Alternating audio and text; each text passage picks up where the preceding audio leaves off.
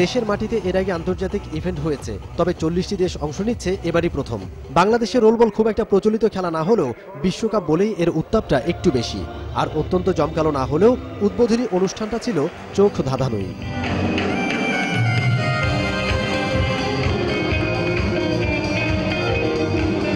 প্রথমবার খেলতে এসে বাংলাদেশের এমন আয়োজনে বাড়তি উচ্ছ্বাস জানালেন বিদেশি খেলোয়াড়রা। To have fun, to do our best, and just enjoy our time here.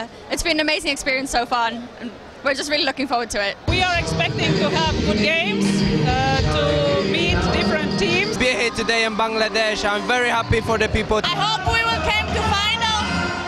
We hope so. দেশের মাটিতে শিরোপা হাতছাড়া করতে চান না লাল সবুজের প্রতিনিধিরা।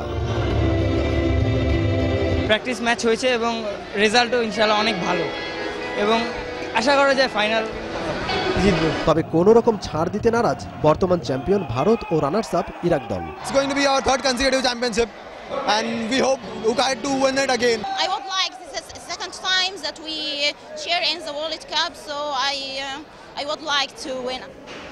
এদিকে কোর্টে খেলা গড়ানোর আগে ভেন্যু অপ্রস্তুত, কেনিয়া দলের হোটেল না পাওয়া সহ বেশ কিছু বিশৃঙ্খলার সম্মুখীন হন আয়োজকরা।